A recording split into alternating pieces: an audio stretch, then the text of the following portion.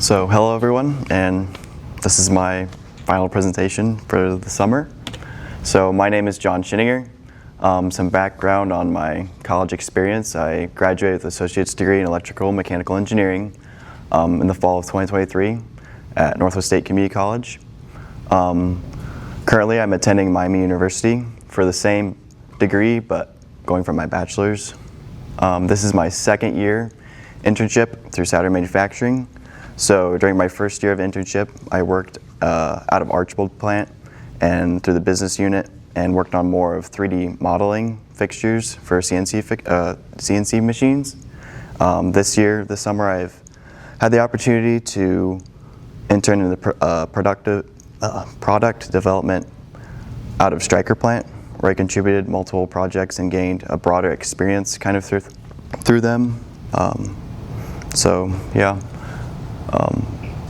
My product engineer manager was Chris Baden, and my mentor was Tim Johnson, who was an engineer in product development. So rather than having one big project kind of through the summer like I did last year, I kind of worked on multiple areas through product development. So that's kind of what this slide will be going through, just some different things I worked on through the summer. So this flag link gauge, this is a gauge that we use for showing parts to see if they're in tolerance, make sure they're all unique and the same size. So this is a check gauge. The goal of this was to relocate pins where the clamps come down over them. So as you can see, these pins, there's 4 pins, and I wanted to relocate them into these holes, these existing holes, because these datum pins, what they actually do, when a part goes onto it, it helps, I guess, be able to relocate them helps, well, I'm going a little bit far, but makes it more accurate for measuring. So the part is actually, this is the bottom of the gauge. So you got a pin, a compression spring, and then a set screw. And these are the holes that they would go into that are existing holes that they're in now. I just pulled them out to show them what you could see. And then this is the redraw makeup model in 3D SolidWorks that I made. So we have a little bit bigger pin that I made, a little bit bigger, stronger spring that we are going to use, and then with your plate in the back with some bolts to be able to hold it in. So this is this is how it's open. This one right here is how it's closed. So pretty much these would just get relocated up, like I said. This is kind of the finished model of what it would look like. You have your part laying down. Your clamps would be ideally here, going over your pins, and then these are the pins. This is what it kind of looks like inside, what the pin would look like inside the part. And that just helps it keep a balance from moving. So another thing that I worked on this summer, high density polyethylene. So this is like a plastic. We wanted to test to see how much we could bend it and have it keep its shape and angle. So we wanted to have a desired angle of 90 degrees.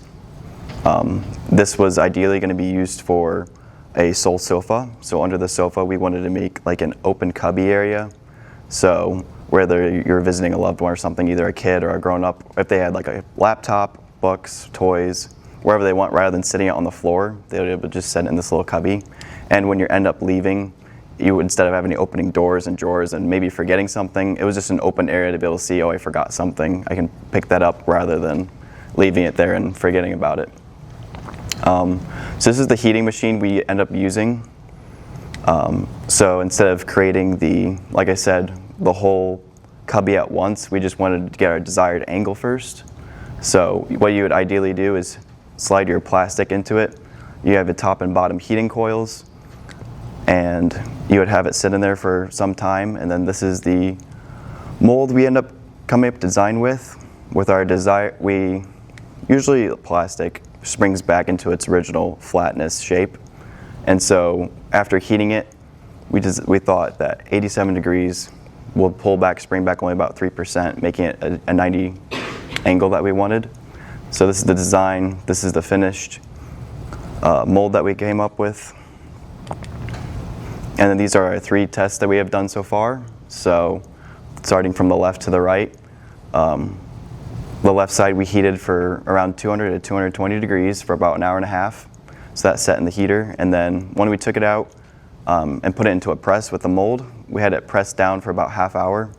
When it was taken out of the press, it was a roughly 130 degrees, and it held its angle to about 94 degrees, or 94 degree angle. But as you can see up here, it did get a little warm. It kind of ruined the finished surface of our plastic. So we wanted to go a little bit shorter time. So we tried a second one, which is this middle one. But that day was a little bit warmer, I would say. Like, it got up in the 90s that day. So our heater did raise in temperature slightly, so about 17 degrees hotter than what we would liked. So it went from about 200 to 237 degrees. We had it in there for about 1 hour. Took it and put it in the press for about the same time, so about half hour. It also came out to be 130 degrees when it was removed from the press and held its angle to about 95 degrees. So we had a good idea of how much springback we would end up getting. This third one was kind of just like an idea, like, hey, do we really have to heat this up so much, or can we just put it in the mold and press it down and see how good of a shape it would hold? So we just put it in the press for about half hour. When we removed it, it was at 139 degrees, and about 19 hours later, so the next day when we came back, it even opened up even more to 157 degrees. So we come to the decision we're gonna have to heat this up for sure. But it was kind of interesting is that it didn't have any, usually when you bend something, it has stress lines, so like white creases or something, but this one looked phenomenal. It didn't really have any of that, so that was kind of cool to see. I also did, like, another thing I did was rivet evaluation. So this part right here is something that we use as what is it called? It's pretty much a leg mech, and it opens and shuts, and these rivets that we wanted to use, as you can see, these yellow painted areas. When we do powder coating, we wanted to see this part in particular if we could powder coat. But when you powder coat, powder coating kind of covers up the holes, makes the holes a little bit smaller than what you originally cut them in for. And so I ended up having to remount most of the holes. As you can see, all the ones that were yellow were identified were the ones I had to remount twice. And then the red arrow was one that had some inconsistencies, was a little bit harder to push together. And the blue arrow was also one that was a little bit more rough with the arrows, and we had to double ream. One suggestion that we thought, rather than powder coating, was do a zinc plate, which is less of a buildup around the holes. It pretty much is like, there's no really buildup for a zinc plate. So that was something that we could come up with that would be the next step toward this. We had a couple quality issues with our bed ends. So these bed ends are able to be stacked on top of each other. So they would be turn into a bunk bed, ideally. And these have tabs that flip up.